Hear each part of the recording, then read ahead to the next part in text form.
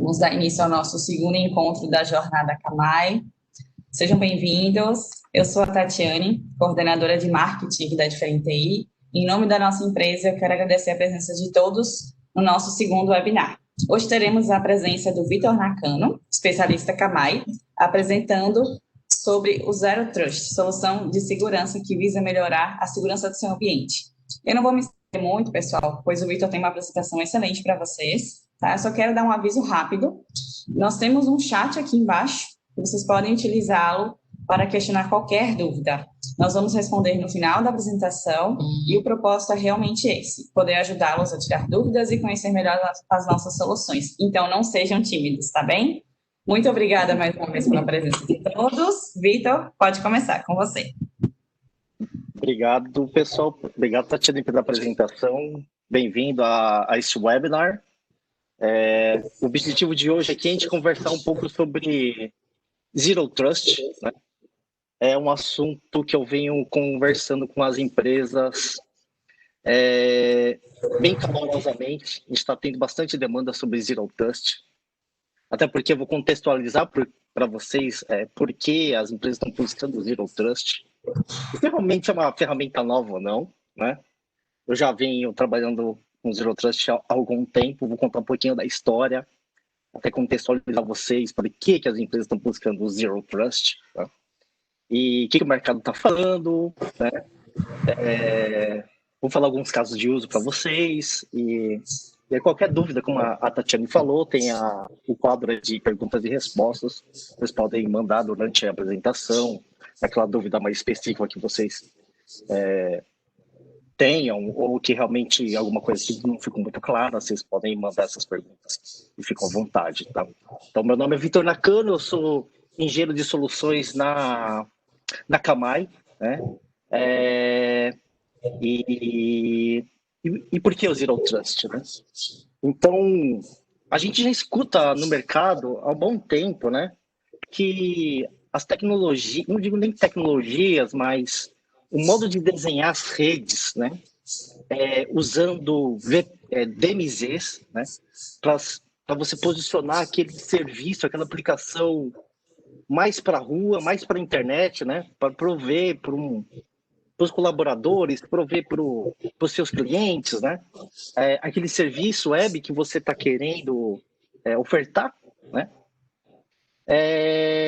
Então, normalmente, esses servidores de front-end que ficam mais para o lado da rua, eles têm que ficar basicamente na DMZ, porque é uma rede que precisa mais controles, né? É uma rede que ela vai estar em exposição para mais ataques, né? Ataques cibernéticos, né? E assim vai, tem várias contextualizações sobre por que uma DMZ, né? E também a VPN, né? A VPN, ela já existe há muito tempo no mercado, né? O uso e abundância da VPN, principalmente agora, é muito, né? Então, principalmente nesse momento de crise, acho que nem é mais crise que a gente está agora, né? Que as empresas veem a crise que elas passaram, né? E agora é o momento normal que as empresas estão no seu ciclo normal e ofertando serviços de teletrabalho, mobilidade para os seus usuários, né?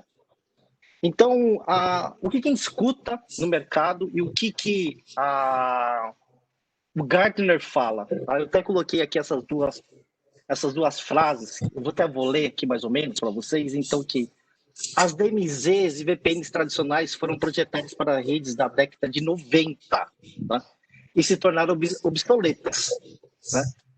Realmente, quem está na área há muito tempo sabe que existe a tal da boa e velha DMZ por muito tempo, né? A VPN, então, mesma coisa, né? Então, se você for pensar, o que de lá para cá mudou nesses desenhos, né? Ou nessas tecnologias, talvez de desenho mais segmentações, né? De DMZs, vamos imaginar assim, entre aspas, né? Mas a VPN, o que mudou da VPN, né? Conectar lá, o usuário senha, fecha o túnel e consiga acessar as aplicações? O que mudou de lá para cá? Talvez colocar um segundo fator de autenticação ali para realmente identificar que é realmente aquele usuário que está conectando na DMZ? mas de tecnologia mesmo, na sua essência, né? O que mudou? Eu posso estar equivocado, tá? Mas eu acho que assim, não teve uma grande evolução. Falou, nossa, realmente teve um marco, né? Que teve mudanças na tecnologia que mudou a maneira de eu trabalhar, né? Ou mudou a perspectiva de como as empresas gerenciam, né, os usuários remotos, os serviços que estão na internet e assim vai por diante, né? E aí outra frase bacana também, que não é bem bacana, mas que o Gartner menciona, que a segurança de perímetro herdado simplesmente não funciona mais, não se adaptam mais para os requisitos novos de negócio, né? Porque o mercado deu uma reviravolta, né? E essas tecnologias tradicionais, elas realmente não estão preparadas, né? Então, nesse modelo, então realmente você vê que nesses modelos já tem muito tempo. A gente precisa pensar de uma forma diferente agora. Pensar por quê? Porque simplesmente os dispositivos que você controlavam, né, que estavam dentro de uma LAN, eles não estão mais na LAN. Eles estão fora da LAN. Eles estão na internet. Estão na casa dos seus colaboradores, né? Esses dispositivos. E você precisa gerenciá-los, né? Você precisa controlar. Você tem que garantir uma segurança que seja aceitável, né? Para que você possa minimizar os riscos de trabalhistas, riscos de tecnologias, né? Processos e assim vai por diante, né? Então, como que você vai fazer isso de uma forma que era tradicional ou que é ainda tradicional, mas agora esses dispositivos realmente estão fora, né? Então, será que as ferramentas que eu possuo são adaptadas para esse novo modelo, né? Fica a grande pergunta, né? Coisa simples, por exemplo, como fazer um inventário de uma máquina que não está mais na LAN, né? E aí você tem problema do desafio da própria rede da internet, né? De latência e de outros tipos de controles, né? Então nesse momento da crise, né? O que deu uma grande alavancada no mercado foi o Zero Trust, tá? A rede, né? Só falta um pouquinho só, o Tati. Então, o Zero Trust, porque no momento que as empresas... Se você for pegar no próprio LinkedIn, né? Outro caso de uso bem interessante. No momento da crise, né? O que as empresas começaram a fazer primeiro? Disponibilizar mobilidade para os usuários. Então, vão para casa, estou aqui o seu notebook, opa, mas nem todo mundo tinha notebook. E naquela época, às vezes, você tinha dificuldade de comprar novos notebooks para os colaboradores, né? Porque era um regime meio híbrido, né? Desktop e notebooks, né? E agora o cenário mudou, é tudo meio que notebook, né? E para atender isso, mas como que eu vou comprar novos notebooks, né? Não vai dar, né? E aí eu preciso... Então, vamos fazer um outro programa, o tal do traga o seu próprio dispositivo, né? E aí os usuários começaram a usar os dispositivos que eles tinham na casa deles, né? Possuem na casa deles, né? Só que qual que é a segurança desse dispositivo, né? Será que o sistema operacional está atualizado? Os anti-malwares, no geral, estão up-to-date? Estão habilitados? Coisas simples, né? Então você não tem mais esse tipo de controle, né? E então teve um momento então de fazer o teletrabalho, né, de dar essa mobilidade para os usuários, e depois teve um segundo momento que eu observei no LinkedIn, que foi que ela coçou a cabeça e falou, e a segurança? Como que eu faço para prover a segurança de tudo isso, né? Com esse novo desafio que eu tenho a tal e boa velha DMZ, eu uso o tal e bom velho VPN, né? E como que eu consigo garantir essa segurança para esses meus colaboradores, né? Uma segurança, né, de LGPD, da própria privacidade dele, né? E também das seguranças corporativas das companhias, né? Então, tudo isso veio de encontro e aí alavancou o Zero Trust, né?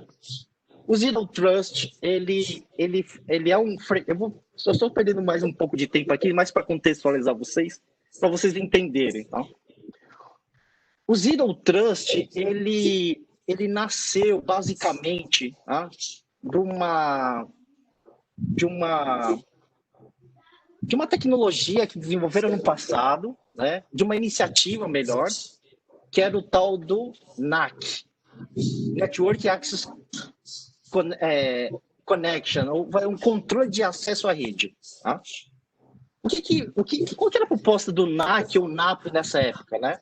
Grandes players estavam fazendo essa iniciativa, né? Qual que era o objetivo?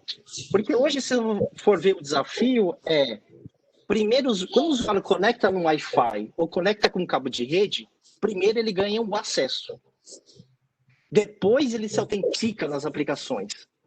Mas se a máquina dele está infectada, e se ele já ganhou acesso sem se autenticar, significa que ele pode fazer um caos na rede. Né? Como teve nesse momento da pandemia, que não sei se vocês viram alguns veículos na internet, descrevendo que algumas empresas pararam. E não foram empresas pequenas, foram empresas médias e grandes.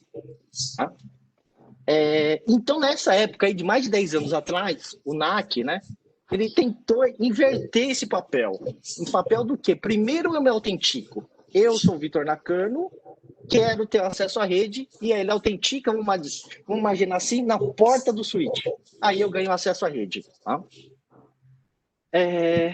A iniciativa foi excelente, foi linda, porém, não deu muito certo. Tá? Teve muito outbreaks nas redes, pararam algumas redes por algum tempo e a tecnologia não foi para frente. Né? E aí uma empresa, né, um órgão sem fins lucrativos, chamado Cloud Security Alliance, né? Esse Cloud Security Alliance, com base nesses desafios que o NAC teve, né, no momento, né, naquela época, com mais os desafios do mundo cloud, onde os dados estão na nuvem, as aplicações são em nuvens, né? E também, não esquecendo também do on-premise, ele desenvolveu um conceito chamado Software Defined Perimeter, que é um perímetro definido por software. Tá? O grande objetivo dele era inverter esse papel, né? Primeiro se autenticar, depois ganhar o acesso. E ter controle das aplicações. De lá para cá, ele veio se amadurecendo. Tá? Teve até hackathon, só para vocês terem uma ideia de como está maduro hoje a tecnologia. Tá? E aí ele teve transformações e hoje o nome dele é Zero Trust. Tá? Eu vou entrar em mais detalhe para vocês. Então, o Zero Trust, ele não é uma tecnologia, não é um conceito, uma tecnologia nova, já tem muito tempo atrás. A gente tem empresas no Brasil que utilizam essa tecnologia. Tá? E o grande objetivo dela é que eu não sei mais, não existe mais o papel do lado interno, lado externo, internet da LAN, não existe mais VPN, é minimizar a quantidade de senhas e passwords, toda aplicação ser como se fosse uma aplicação SaaS, né? E independente de onde o usuário esteja, tá? Vai ser como se fosse um hotspot. Porque é o seguinte, tá? Essas tecnologias para ajudar no teletrabalho, algumas delas, elas só funcionam quando você está fora da sua casa, né? Desculpa, fora da empresa. E aí você usa lá os sistemas de teletrabalho, funciona com uma beleza. Quando você volta para a LAN, a forma muda de como você vai consumir as aplicações e os dados. É diferente. Isso atrapalha muito na experiência do usuário. E a proposta do Zero Trust é que a experiência do usuário seja a mesma mesmo quando ele está fora da empresa ou dentro da empresa ou em qualquer lugar, tá? Então, essa aqui é um dos conceitos também do Zero Trust. Então, isso não é uma tecnologia que você vai comprar só para surfar aquela onda, né? Você vai usar no seu ciclo de vida inteiro, né? Nas gestões de acesso, gestões de aplicações de dados, assim vai por diante, tá? Então, o Zero Trust é muito legal por causa disso. Pode passar um slide para mim, ô Tatiana? Tá. Bom, só para falar um pouco sobre a Camai, ela foi fundada em cima de uma CDN, né? O princípio dela foi em cima da CDN, a tão famosa CDN na internet, né? Hoje, só para vocês terem uma ideia, a CDN quer distribuir esse conteúdo para que o usuário possa ficar mais próximo ao dado, né? Ou aplicação. Essa CDN é composta por hoje mais de 305 mil servidores. Ele tem um crescimento vegetativo, né? Sendo que mais ou menos mais de 5 mil estão no Brasil, basicamente em quase todas as unidades federativas do país, todos os estados. Tá? Diariamente, a Camai processa 30% do tráfego web, então a gente tem uma representatividade muito grande na internet, tanto na parte de performance quanto na parte de segurança. Tá? Só para você ter uma ideia de DNS, a gente processa mais de 2 trilhões de queries de DNS por dia. Tá? Então, diariamente, você está usando a Camai. Tá? Grandes empresas hoje, não só as grandes, as médias ou pequenas usam a Camai. Então, aqui só para você entender mais ou menos essa musculatura, e o Zero Trust usa toda essa musculatura, essa infraestrutura que eu acabei de falar para vocês. Pode passar para mim, Tati, por favor, próximo slide. Bom, esse é o modelo tradicional, né?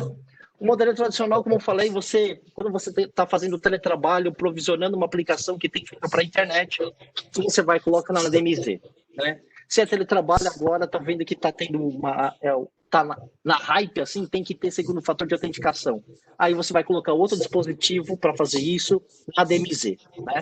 E assim vai, você vai populando com vários recursos na DMZ. E você tem aplicações legadas, né? Às vezes eu escuto, tem uma aplicação aqui que é em Basic, Visual Basic, que acorda a empresa. Em Delphi, que acorda a empresa, né? Uma aplicação de 2 camadas. E como que eu faço para provisionar isso? Eu preciso de uma ferramenta de virtualização. E aí você pode pegar, tem algumas empresas de virtualização no mercado, você vai usar essas empresas, né? Nesse modelo tradicional. Para que essas ferramentas de virtualização são mais tradicionais no mercado, existe uma série de componentes, servidores de licenciamento, de banco de dados, provisionamento, enfim, uma série de componentes. Mas se a minha infraestrutura também ela é grande, eu preciso balancear essa infraestrutura, eu preciso de um balanceador de carga, né? Mais um componente. Então, imagine esse ecossistema todo, como que é a cabeça do administrador, né? Para administrar isso. Aí, esse ano a gente teve alguns incidentes bem críticos, né? Com foco em teletrabalho, né? Vulnerabilidades em balanceadores de carga, vulnerabilidades em sistemas de virtualização. E aí tá. Tudo bem, tem um patch para corrigir, vamos corrigir? Vamos. Por onde eu começo? Qual que é o risco que eu vou ter quando eu atualizar o meu sistema de balanceador de carga? Será que ele vai parar os outros componentes? Qual que é o risco que ele vai ter? Né? Então é difícil você calcular e mensurar isso. Né? Ou eu tenho uma vulnerabilidade no sistema de virtualização, vou lá e aplico o patch. Qual a vulnerabilidade técnica, a correção? Qual que é o risco que ele vai ter? Que a empresa vai ter? Como eu falei, é difícil de mensurar. E aí o que você acaba encontrando no mercado? Essas exposições por muito tempo, sistemas legados sem ser atualizados, né? Ou seja, você tem uma superfície muito grande de ataque, né? E muitos componentes para gerenciar. Você precisa ter um time, né? Então, não é simples de operar. Você pode passar para mim o próximo slide, Tati. Então, a gente tem um desafio. Pode ir. Bom, então esse que é um outro desafio, né? Além de toda a complexidade da infraestrutura, né? Para administrar, gerenciar, é difícil deixar quando você tem uma infraestrutura complexa, é difícil você deixar ela em pé, deixar ela sustentável, né? E você tem algumas superfícies de ataques. Então, por exemplo, o que eu já um cliente que aconteceu com um cliente que ele me ligou, tá? Quando ele começou a prover realmente em larga escala o teletrabalho, né? Normalmente esses componentes que ficam na DMZ, eles estão em exposição para a internet. Tem um endereço público para eles, né? Tem um NAT que a gente fala. E aí, esse serviço, eles sofrem alegações de ataque, né? Alegação de serviço, fazendo que esses componentes ficassem sobrecarregados, com uma consequência dos colaboradores não conseguirem conectar nas VPNs. Né? Então, olha como que é essa superfície, né? Olha quantos riscos a gente está tendo. Principalmente agora de DDoS. Está tendo muitos ataques de DDoS, principalmente o pessoal está extorquindo, né? Essa quadrilha, vamos imaginar, esse time, quadrilha organizada na internet, elas estão fazendo muitos ataques de DDoS e pedindo bitcoins como forma de, se você me pagar em bitcoins, eu paro de fazer ataque. Né? Esse aqui foi só alguns exemplos. Né? Então, não só vulnerabilidades em camada de aplicação que nós temos, mas também, não diga vulnerabilidades, mas o risco de você sofrer uma alegação de serviço e parar o seu teletrabalho. Né?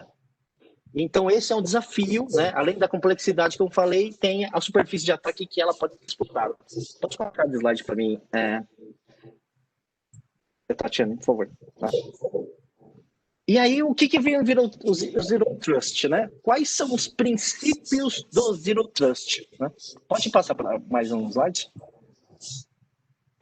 Então, não existe mais o que é o lado interno e o lado externo. Né? Não existe aquela historinha do OneTrust para o Trust, né? Ou internet para LAN, ou DMZ. Não existe mais esse conceito. Pode passar. Né? Os usuários podem acessar eles de qualquer lugar.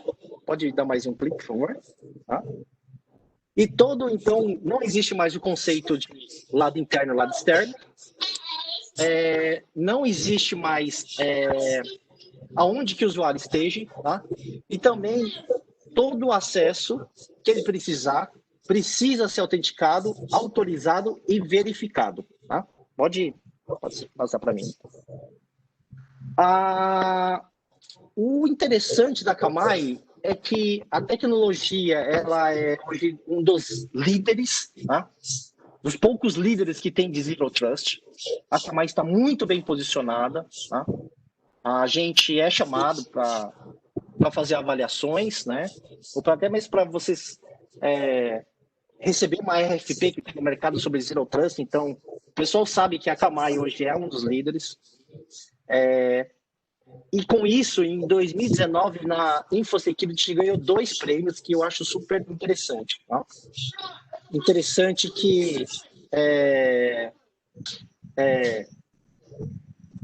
a gente ganhou o prêmio de acesso seguro, a melhor ferramenta de acesso seguro, tá? Melhor ferramenta de acesso seguro.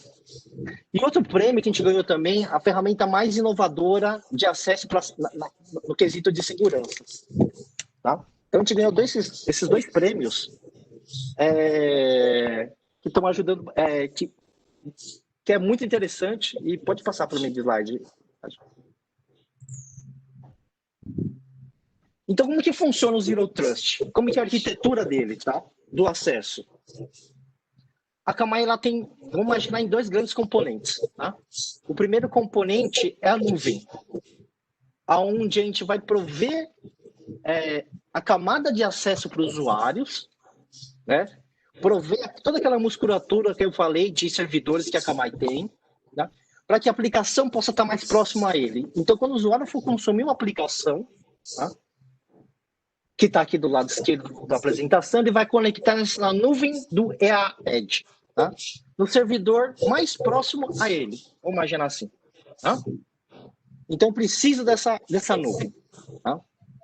que é uma computação em edge, né? Então, a gente estende o perímetro da empresa até próximo ao usuário. Tá? O segundo componente do lado direito, é o Enterprise Connector. O que é o Enterprise Connector? É uma máquina virtual cujo objetivo dela é comunicar com as aplicações, com os serviços de diretório, para que a gente consiga publicar essas aplicações para o usuário. Então, vamos montar mais ou menos um fluxo. O usuário se conecta nesse EA Edge, o EA Edge apresenta um portal para ele com as aplicações, tá? Porque a gente conseguiu publicar essas aplicações através desse conector do Enterprise Connector. A gente está conseguindo ler essas aplicações e a gente provê para o usuário. Um ponto interessante aqui, nessa arquitetura, é o seguinte. Esse conector, ele só tem comunicação de saída, diferente de terminadores de VPNs ou ou ferramentas de teletrabalho, que você tem que publicar um endereço IP e o usuário conecta nesse endereço IP. Então, você tem comunicação de entrada, né? Ou seja, eu posso explorar aquela superfície de ataque como mostrei nos slides anteriores. Neste caso aqui, eu só tenho comunicação de saída. O Enterprise Connector, ele só sai para a internet. Ele só sai para se comunicar com a nuvem da Akamai, com a nuvem do EA Edge. Tá? Eu não tenho comunicação de entrada, não existe comunicação de entrada.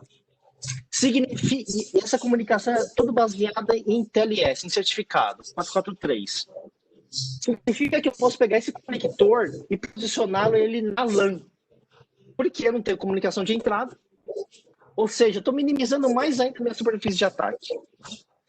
E o bacana desse conector, do Enterprise Connector, é que quem administra ele, deixa ele up to date, é a Akamai. Então você basicamente, para o lado do administrador, ele só vai publicar as aplicações. Para o lado do usuário, ele só vai consumir as aplicações. Simples assim. Então, a Akamai, quando ela desenvolveu essa tecnologia, ela teve que pensar de uma forma diferente, para não seguir o tradicional. E pensar não só na perspectiva do usuário, de ser mais fácil, mas também da perspectiva do administrador. Então, é uma ferramenta tão simples que nem tem serviço de implementação do lado da Akamai. Se tem, a coisa é muito simples, é meio que um start ali, só para ensinar o caminho das pedras, onde clica, onde configura. O resto, quem vai fazer tudo é o cliente, né, para prover as aplicações. Então, esse é um ponto bem interessante. Pode passar, Otávio, por favor. Essa infraestrutura que a Akamai provê, né, para que os usuários possam acessar suas aplicações remotas, né, consumir um dado de um arquivo que está na LAN, né? Essa arquitetura ela provê alguns outros serviços, como por exemplo, né? O usuário, ele vai, como eu falei, ele vai se autenticar no Edge. Isso é uma grande diferença porque eu vou estar próximo ao dado da aplicação. Eu não vou até um POP ou um data center que só está em São Paulo, né? É diferente aqui. Como eu falei, eu tenho presença em todos os estados, né?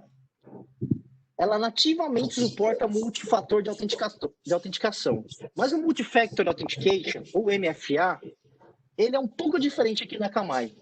Ele é diferente porque, normalmente, a empresa, quando ela compra uma tecnologia, ela já decide qual que ela vai ser. Vai ser por um cliente instalado aqui, né, um OTP, ele gera o código, eu coloco lá no portal e acesso. Aqui, a gente pode deixar o usuário escolher. Olha que bacana. E o usuário pode ter 3 opções.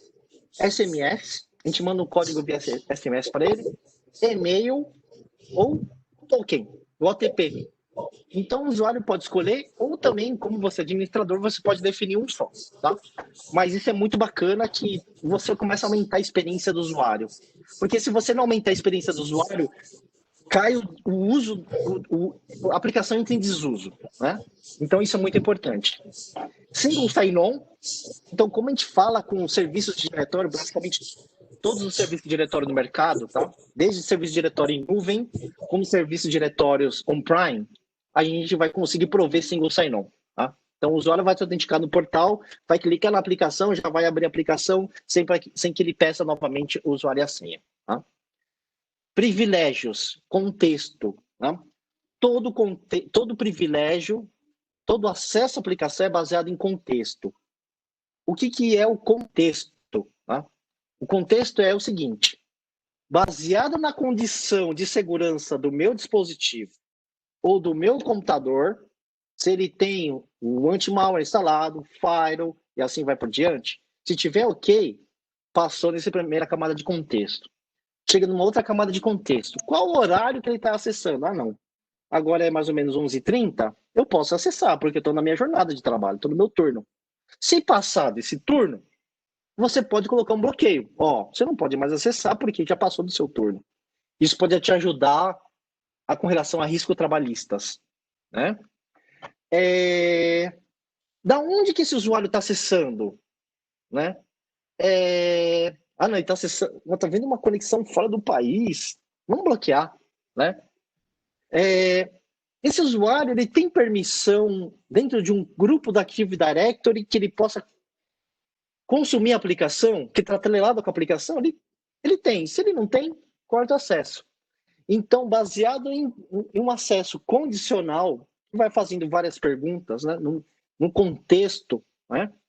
Não é como se fosse várias regras de FAR, a gente monta um contexto, a gente desenha esse contexto, e é super simples de desenhar.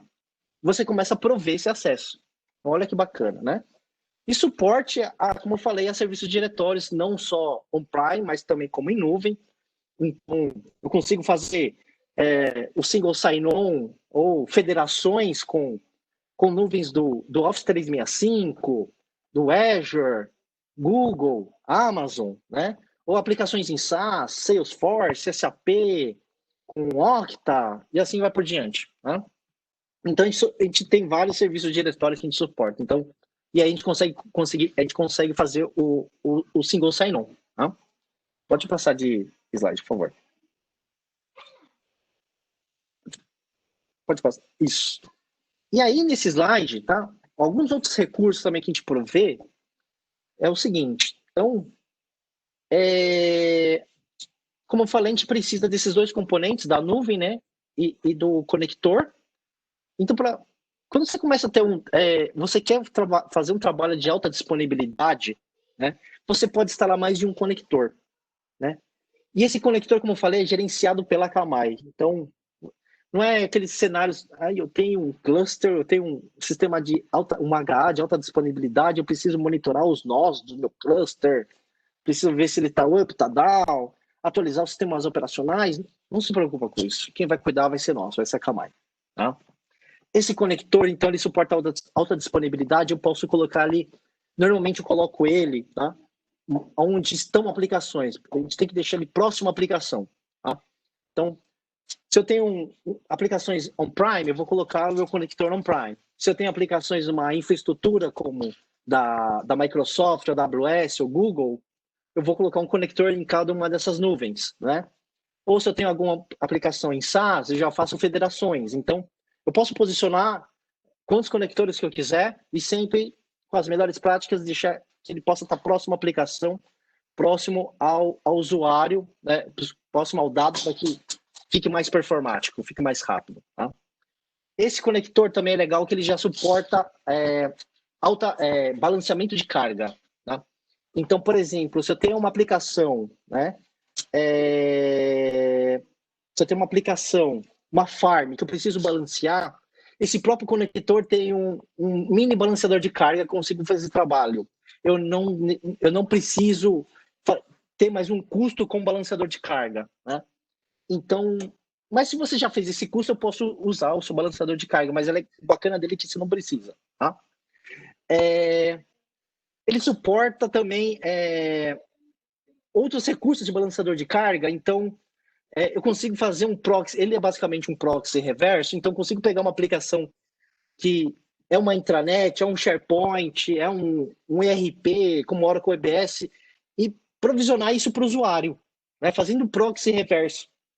Então, eu não preciso mais de nenhum outro elemento de rede, de aplicação, para que eu possa fazer proxy reverso de uma aplicação web, né? O próprio conector já te fornece isso. Pode passar, Tatiana, por favor. Slide. E aqui está um cenário. Eu vou discutir com vocês aqui alguns casos de uso. Tá? Então, como eu falei, a nuvem da Akamai, né? Um elemento principal, né? Junto com o conector, que tá, o nuvem da Akamai está no meio, o conector aqui está mais para o lado direito. É o ícone aqui com o símbolo do servidor. Tá? Então, como que funciona o acesso? Vamos imaginar em dois tipos de situação. O clientless, que não precisa instalar nada na máquina dele, basicamente é ter um browser, tá? E esse usuário se conecta na nuvem da Akamai.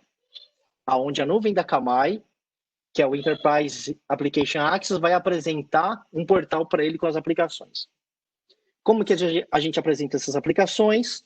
Através do conector. O conector que fica dentro da sua infraestrutura, né? Sendo em nuvem on-premise. Tá? Nesse cenário de clientless, tá? A gente tem algumas maneiras de provisionar essas aplicações para os usuários. Tá? Uma aplicação web, como eu falei, fazendo um proxy reverso. Então, eu consigo pegar uma aplicação web e provisionar até o usuário. Tá? Isso passando uma camada, se for necessário, tá? Ou requisito, passar numa camada de WAF, de proteção de aplicação, né? Ou de DDoS. Eu posso usar esses componentes que são já são recursos dentro da Akamai para a gente usar eles. Tá? Então, posso usar um WAF, uma aplicação interna, e ver isso para o usuário. Tá? Ou no caso de SSH, eu tenho clientes aqui no Brasil que, como que eles administram hoje, né? Suítes, ou plataforma baixa, aplicações de plataforma baixa, né? Antigamente, esses usuários, esses clientes tinham que fechar uma VPN. E aí, com a aplicação de terminal, com PUT, com SSH, um cliente de SSH, ele conecta nesses ambientes para administrar ou trabalhar. Né? Com a Akamai, né, com a solução de Zero Trust da Akamai, imagina que eu tenho um terminal de SSH embutido dentro de um browser. E aí o cara faz as linhas de comando e vai administrando, né, os ambientes. Então, olha que bacana. Eu não preciso mais da VPN. Basta um browser, autenticar no portal, usando as credenciais do seu serviço diretório, ele vai conseguir administrar de qualquer lugar, né, aqueles suítes, aquelas plataformas baixas, né? E respeitando toda aquela cadeia de contexto, né? Tá seguro o dispositivo dele? Beleza. Fora do período de trabalho, opa, acesso negado. Ou tá dentro do período, pode acessar, né? E assim tem outros componentes, né? De acesso, né? E também o que dá para a gente fazer é de uma aplicação de 2 camadas.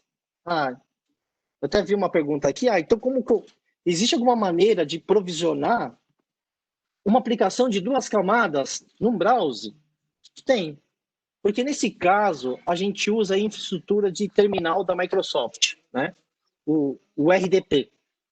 Então, a gente encapsula a sessão de RDP e coloca dentro de um browser, como se fosse um web RDP, e provisiona para o usuário. E aí ele consegue acessar as aplicações de 2 camadas, sendo provida, né, em cima de uma infraestrutura de RDP encapsulada dentro de um browser. Tá? Então, aqui a gente já consegue atender vários cenários de casos de uso. Tá? Agora, vamos imaginar num outro caso de uso, onde eu tenho a companhia me ofertou um notebook, eu estou com um notebook aqui na minha casa, eu tenho aplicações instaladas nesse notebook e eu preciso acessar o banco de dados que está aqui desse outro lado. Né? É uma aplicação de 2 camadas. Ou que realmente eu tenho uma outra aplicação aqui, como exemplo, um Outlook, né? Uma aplicação que eu falei de 2 camadas, entre outras. Eu preciso fechar, acessar a minha infraestrutura para que eu possa usar a aplicação. Como que funciona isso? Só um passo para trás, no mundo tradicional, vamos imaginar assim, no mundo da VPN, para você fazer isso, você precisa primeiro estabelecer uma VPN. E aonde está o terminador da VPN? Está naquela parte de data center or cloud, na sua infraestrutura. Quando você fecha uma VPN, ele te entrega um IP, ele aluga um IP para você, né? Você aluga o IP, você recebe o IP. E vamos imaginar que a sua máquina está comprometida, né? Tem um código malicioso. E aí, ou que o usuário recebeu um e-mail de phishing, né? Que teve muitos casos, o de ransomware, ele clicou e aí fez o barulho, né? Parando algumas empresas. Então, nesse caso, né? Como o tradicional estende a LAN corporativa até a casa dele, né? No caso aqui da Akamai, imagina que quando nesse caso, eu instalo um agente, né, na máquina, como se fosse um cliente de VPN, né? Esse agente, ele fecha um túnel VPN, like é VPN, não é bem uma VPN, mas é um túnel, tá? Com a nuvem da Akamai e não mais com a sua infraestrutura. Significa que quem entrega o IP é a Akamai. Só que esse IP que ela entrega é um IP mais de controle, tá? Esse agente que instala é mais para ele identificar quando o tráfego precisa ir para o seu data center. Tá? Então, ele enxerga esse tráfego aqui dessa aplicação precisa ter o data center, porque ele tem que consumir um banco de dados. Aí, esse adaptador manda pelo esse túnel que ele formou e vai até o seu data center. Como eu falei, não importa se ele é um prime, se ele é virtual, né, na cloud. E o bacana neste momento, a gente faz toda a inspeção da máquina dele, a mesma maneira, como todo no app, né?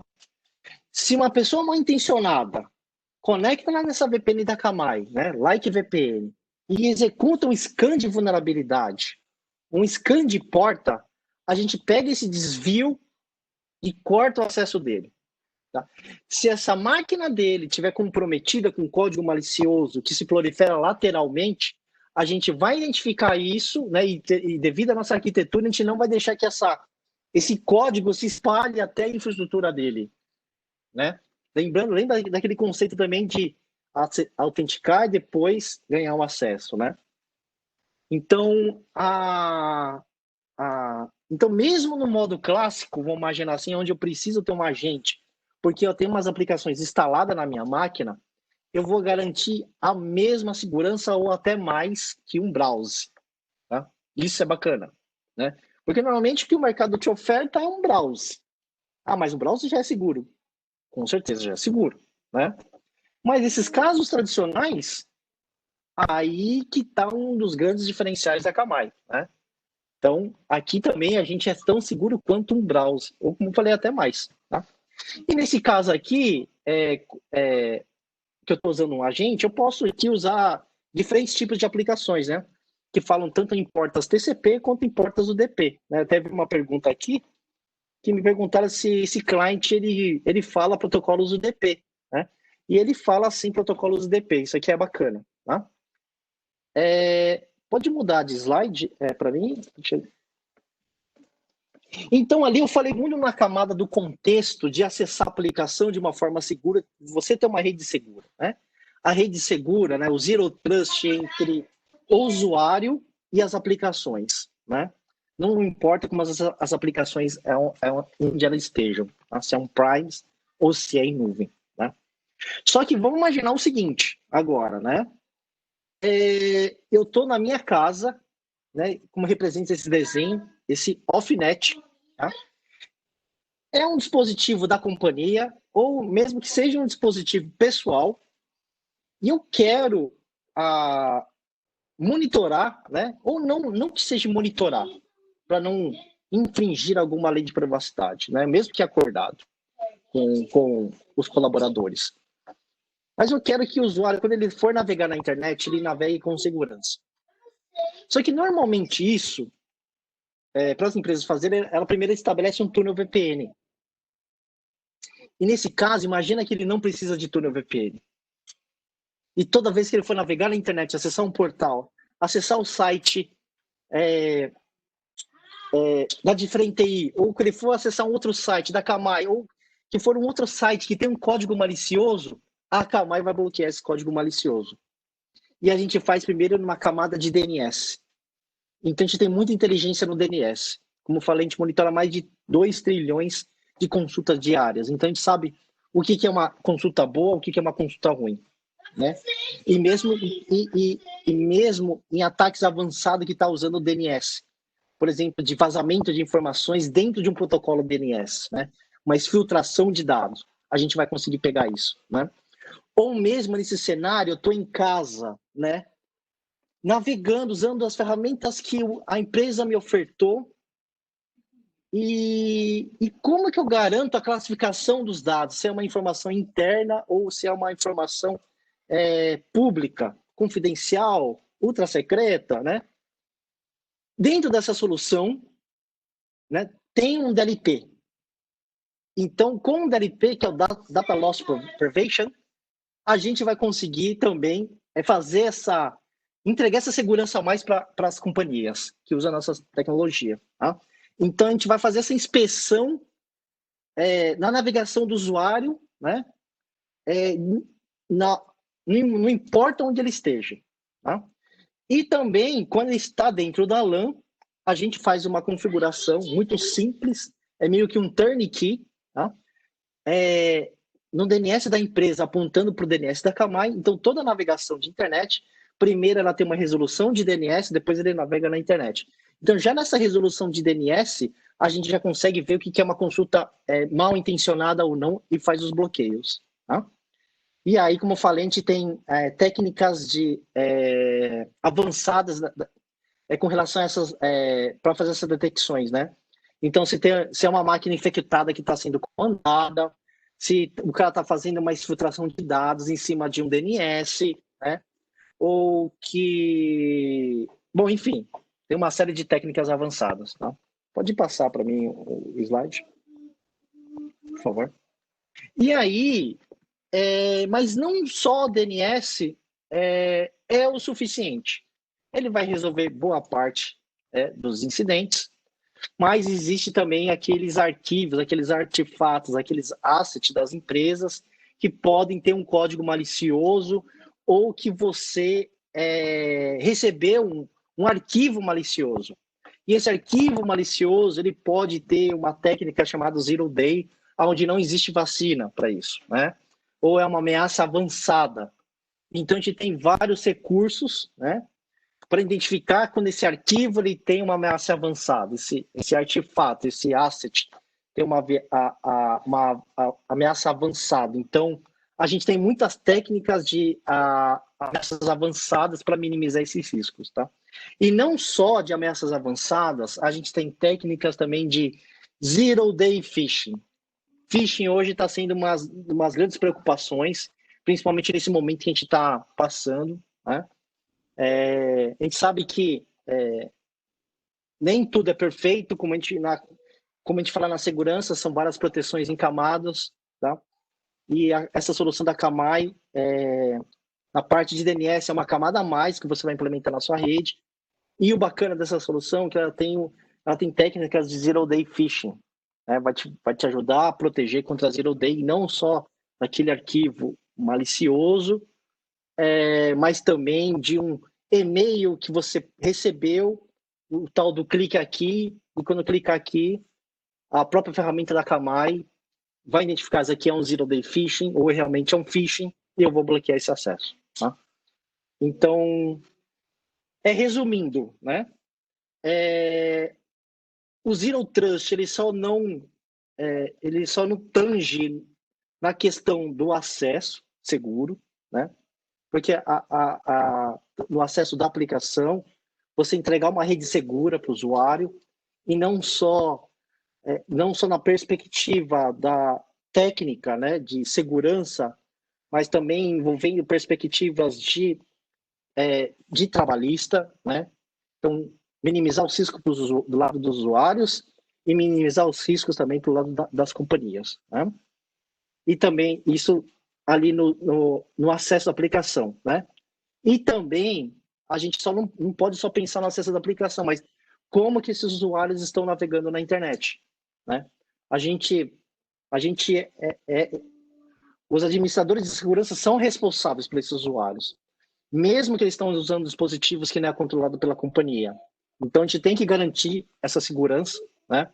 Para que não importa onde ele esteja, essa tecnologia vai ajudar vocês a fazer essa proteção em cima de DNS ou em cima de outros códigos maliciosos, não importa onde ele esteja, né? Então, ele vai, mesmo que a gente sabe que a gente vai ter aquelas horinhas de folga para navegar na internet e a vida não é só o dia inteiro trabalho, né? Ou mesmo fora do trabalho, às vezes estou usando um recurso profissional para algumas coisas pessoais e aí, se eu clicar num código malicioso, eu posso comprometer depois o meu ambiente corporativo. Então, essa solução de Zero Trust vai te ajudar. Então, não pensa que é somente a camada de acesso às aplicações, né? Mas sim na navegação do usuário. Tá? É isso. Tá? Tem umas perguntas aqui que se a gente pode realizar uma POC. Sim, nós podemos realizar uma POC. O Tatiana, pode passar mais um slide? Vai para o último, por favor. A demonstração aqui eu não vou conseguir, mas a gente pode marcar vocês agendam com a de frente aí, que aí a gente marca uma demonstração para vocês, tá? Infelizmente não foi possível aqui nesse webinar. Que eu não consegui compartilhar. Deixa eu ver aqui. Eu não consegui compartilhar a minha tela, tá? Mas a gente consegue fazer uma POC, a gente consegue fazer uma demonstração mais profunda, tá? Teve uma outra pergunta, se o conector precisa de publicar ele na internet, posicionar ele na DMZ. Não precisa. Como eu falei, só tem conexão de entrada. Não, desculpa, só tem conexão de saída, não de entrada. Tá? Então, posso posicionar na LAN. Aí outra pergunta, qual IP que eu preciso utilizar? Eu preciso atribuir algum IP específico para ele navegar? Não. Eu posso pegar qualquer IP, mesmo que ele troque diariamente esse IP. Eu preciso fazer que esse conector vá para a internet e que ele se comunique com a nuvem da Akamai. É isso. Tá? Outra pergunta é que se ele suporta nuvens, né? Suporta. Então, suportamos Google Platform, a cloud da Google, AWS, Azure com Microsoft e ferramentas em SaaS, né? Então, tem um ServiceNow, tem um Salesforce, então a gente faz integração, a gente pode colocar esse conector, né, nessas infraestruturas como serviço, né? No caso de SaaS, aí não precisa de conector, né? E aí teve, acho que mais uma pergunta aqui, se a gente consegue fazer single sign-on, sim. Tá? Então, imagina que você está provendo, quando o usuário acessa o portal da Akamai, ele vai clicar lá no Salesforce, já vai fazer o single sign-on. A gente já faz o single sign-on. Aí a última com... essa pergunta aqui é bem interessante. Ele falou o seguinte, ó. Eu consigo fazer um single sign-on com Office? Consigo fazer um single sign-on com Office. Como eu falei, qualquer aplicação em SaaS, com a nuvem do Office. Só que aqui tem um ponto legal, porque é o seguinte, imagina que eu sou usuário, tá? Toda vez tem que entrar naquele portal da Akamai, tem o segundo fator de autenticação, né? É chato. Eu vou entrar direto na nuvem do Office. E a gente faz uma programação ali, uma configuração, que quando o usuário bater direto na nuvem do Office e digitar o nome do usuário, @diferentei, por exemplo, .com.br, que é o domínio da empresa, ele redireciona para o portal da Akamai. E aí, no portal da Akamai, ele se autentica depois que ele vai para a nuvem do Office. Então, se aquele usuário é mais espertinho, tentar ir direto na nuvem da aplicação, né, da SaaS, ele redireciona para o portal, para a nuvem da Akamai, né? Essa nuvem de acesso. Acho que é isso. Não sei se eu fui claro, tem alguma dúvida a mais? Foi sim, Vitor. Foi excelente a apresentação. Muito obrigada. Tá? Você mostrou realmente a importância da segurança no mundo corporativo e como a Akamai pode tornar isso fácil, né, para os gestores de TI poderem dormir mais tranquilos. Com certeza. Gostaria de agradecer a presença dos participantes, tá? Anotei aqui algumas pessoas que estavam no primeiro encontro da gente Isso é muito bom, a gente sabe como o tempo de vocês é valioso e ficamos muito felizes de estarem aqui no nosso segundo encontro. Tá? Queria informar que quem perdeu o nosso primeiro webinar pode ficar tranquilo, só acessar o canal da Diferente aí no YouTube, que está lá a gravação, até para compartilhar com a equipe de vocês. E informar também que a Diferente e a Akamai estão disponíveis para marcar um segundo momento com cada um, né? Até para a gente poder apresentar a POC e vocês tirarem mais dúvidas, entender como a Akamai pode ajudar a sua empresa, tá? Apoiar vocês. Muito obrigada, a gente se encontra no dia 8 e no dia 15, no nosso terceiro e quarto encontro aqui, para poder apresentar mais soluções para vocês e como a gente pode ajudar, apoiar as empresas. Nakano, muito obrigada mais uma vez pela apresentação e nos vemos na quinta que vem, pessoal. Obrigada. Bacana. Obrigado, pessoal. Tchau, tchau. Até mais. Tchau, tchau.